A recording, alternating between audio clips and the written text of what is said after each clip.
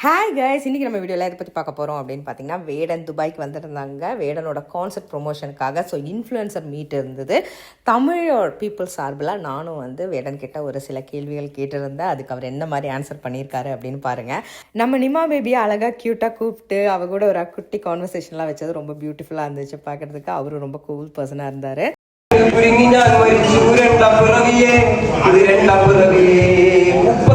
മാണിക്യത്തെ കണ്ടുപിടിച്ചവൾ അതിനെ മിന്നൽ കൊണ്ട് നൂലിൽ കോർത്ത് നെഞ്ചിലണിഞ്ഞവൾ കത്തിയിരിയും സൂര്യനെ പൊട്ടുപോലെ തൊട്ട് നിന്റെ പട്ടുപോലത്തെ വിരൽ കൊണ്ടാൽ പാറക്കല്ലും പൊട്ടും നിന്റെ ബാങ്കോ വരച്ചതോ മെർലിൻ മാൻഡ്രോ വീണ്ടും മണ്ണിൽ ജനിച്ചതോ സൂഫി കവിത മുന്നിൽ പെണ്ണായി നടന്നതോ സോവിയറ്റ് യൂണിയൻ എന്നിൽ വിപ്ലവം പിറന്നതോ I'd like to invite Achu.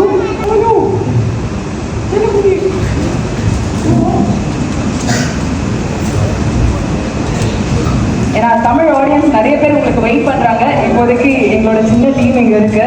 So ஒரு ஃபியூ வேர்ட்ஸ் ஆகும். இப்போ நாங்கள் தமிழில் நிறைய எதிர்பார்க்குறோம். நெக்ஸ்ட் ப்ராஜெக்ட் ஒரு ஃபிலிம் தான், கோலி சோடான்னு ஒரு படம். கோலி சோடா ஆல்ரெடி 2 பாட்டு ஆல்ரெடி ரிலீஸ் ஆகிடுச்சு. இது 3வது பாட்டு. விஜய் மில்டன் ஐயா தான் அதோட டைரக்டர்.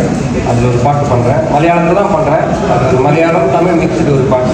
செம்பின்னு ஒரு ஆர்டிஸ்ட் கூட சேர்ந்து பண்ணுறேன். அதான் நெக்ஸ்ட் தமிழ் ப்ராஜெக்ட். அப்புறம் I want to write Tamil song. கூடிய சீக்கிரமாகவே பண்ணோம். அதுக்காக வேறு ஏதாவது நடந்துருக்கு.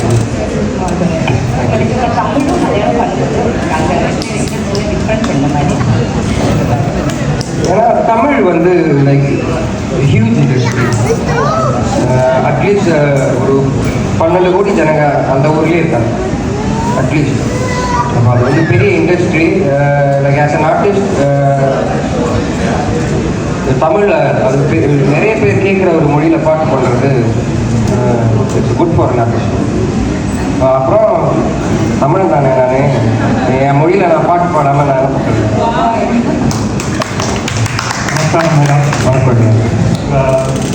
பார்த்தா அடிப்படையாக இருக்கு உங்களோட காஸ்டியூம். தமிழ்லேயே பேசுங்க, நீங்கள் தமிழ்லேயே கதைக்கலாம். தமிழ் உங்களுக்கு எவ்வளோ பிடிக்கும்? என்னை விட பிடிக்குமே.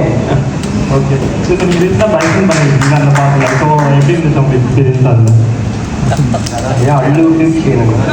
ஏன்னா லைக் ஃபஸ்ட் டைம் அவ்வளோ பிச்சில் ஒரு பாட்டு நான் பாடுறேன். அதுவும் இந்த ஸ்டுடியோ மாதிரி Selvaraj himself sitting on the studio. அதான் எனக்கு பேஜாராகிடுச்சு. Like he's like a sensei for us. எங்கள் மாதிரி ஃபிலிம் பப்புக்கெல்லாம் இஸ் அ கோட் பாடர். அப்போ அவரே ரெக்கார்டிங் ஸ்டுடியோவில் வந்திருக்கும்போது எனக்கு நான் ரொம்ப ஒரு 1/2 மணி நேரம் கஷ்டப்பட்டேன் அந்த பாட்டு பாடுறதுக்காக. ஆனால் குட் ரிசல்ட். ஆனால் சூப்பர் ரொம்ப நன்றி. நீங்கள் நிறையா கேரளாஸ் மட்டும் இல்லை, தமிழ்நாட்டிலையும் நிறையா ஃபேன்ஸ் இருக்காங்க. ஸோ நாங்கள் வந்திருக்கோம். ஸோ 20 நிறையா தமிழ்நாடு மக்களும் நிறைய பேர் வந்து என்ஜாய் பண்ணுவாங்க. Thank you. You are a big inspiration. எங்களுக்கெல்லாருக்கும் ஒரு பெரிய inspiration, especially in Tamil community. So wishing you all the best for your future, your career, and bring out good lyrics and songs. Thank you. And congratulations for your Kerala award. So ரொம்ப ப்ரௌடாக இருக்கீங்களுக்கு. இன்னும் நிறைய விருதுகள் நீங்கள் வாங்கணும். தமிழ் மக்கள் சார்பாக ஒரு பெரிய கைத்தட்டல் கொடுத்துடலாமா வேணுங்க? தேங்க்யூ.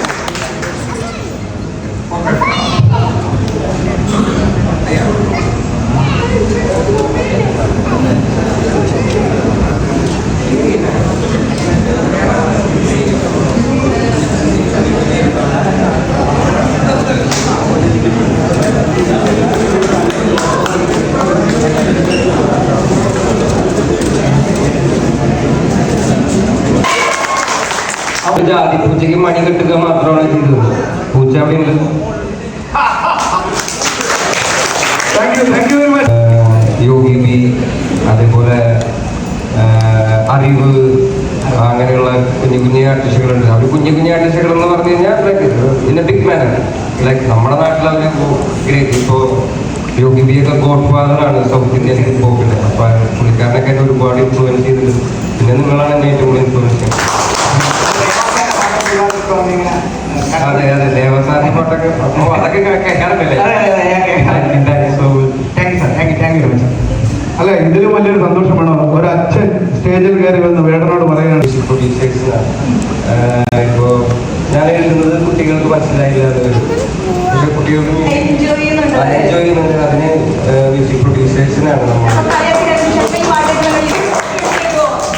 നമ്മൾ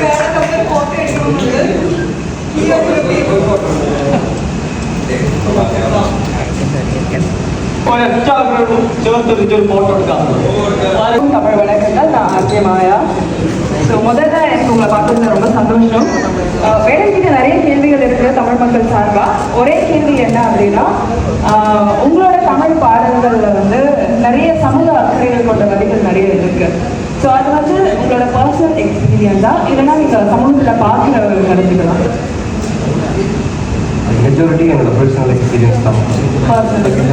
அப்புறம் ஐ ரீட் அலாம் பாபா சாஹேப் நிறைய படிக்கிறேன். Okay. It's like a master for me. அவர் சொன்ன கருத்துக்கள் தான் நான் பாட்டு சொல்லி நீங்கள் சொல்லும் போது எனக்கு கூஸ் பம்ஸாக இருக்குது. ஏன்னா இந்த தலைமுறைகளுக்கு வந்து ஒரு எடுத்துக்காட்டாக இருக்குது உங்களோட வரிகள். எப்படி வேணாலும் போகலாம் அப்படின்ற ஒரு டைமில் நாம் வந்து இப்படி தான் போகணும் அப்படின்ற ஒரு வழிகாட்டுகளாக இருக்குங்க. ஸோ தமிழில் வந்து என் கூட சேர்ந்து இன்னும் ஒரு 2-3 பேர் இருக்காங்க. ഒരിക്കൽ ജനനോടും മരണം ശില പോലുറച്ചുവോ മനിതനിൽ മനം ഒഴുകും രണമതിൽ ആശകളിൻ മണം നീ കഴുകൻ തേടുന്ന പിണം നീ കാണുന്നതെല്ലാമേ മരണത്തിൻ നിറമോ ജീവിക്കാൻ നിനച്ചാലേ മഴവില്ല് വിരിയുന്നു ഓ ജീവിക്കാൻ നിനച്ചാലേ മഴവില്ല് വിരിയുന്നു. ஈஷானியங்களே பாட்டோட கூடிய சீக்கிரமாக நான் ஷேர் பண்ணுவோம். ഞാൻ നീ ഉണ്ടെന്ന് അറിഞ്ഞുകൊണ്ട് വന്നത് 2 ദിവസത്തിൽ ഞാൻ ഏതൊരു വിളിക്കുന്നുണ്ട്. ഏതൊരു ട്രാക്ടർ വിളിക്കുക. പിന്നെ വേദന എവിടെ ഉണ്ട്, വേദന അവിടെ ഉണ്ട്. പിന്നെ എന്തെങ്കിലും സമൂഹത്തിൽ ചേഞ്ച് ഉണ്ടാക്കാൻ പറ്റുന്ന എനിക്ക് ആദ്യമായിട്ട് മനസ്സിലായത് 20 വയസ്സിലാണ്. അതുവരെ പാടുന്നത് ആൾക്കാരെ ഇമ്പ്രസ് ചെയ്യിക്കാനായിരുന്നു. ഓ ഈശാൻ ഭയങ്കര പാട്ട് പാടും അങ്ങനെ. അപ്പം അത് തിരുത്തി ഒരാളുടെ മനസ്സിൽ തട്ടുക, ഒരാളുടെ ഫീലിങ്സ് എടുക്കുക. എൻ്റെ പാട്ടിൽ ഫീലിങ്സ് ഉണ്ടോ? നീതുമെങ്കിലും തലയായിട്ട്. അപ്പം അത് ചെയ്യാൻ വേണ്ടിയിട്ട് കുറേ നമ്മൾ ട്രെയിൻ ചെയ്യുന്നു. പക്ഷെ അറ്റ് ദ സെയിം ടൈം ഞാൻ ആലോചിക്കുമല്ലോ, ഞാൻ തമിഴിൽ ആലോചിക്കുക. അപ്പം എൻ്റെ തിങ്കിങ് ലാംഗ്വേജ് ആണ് തമിഴ്. അപ്പം അത് കാരണം തമിഴിലാണ്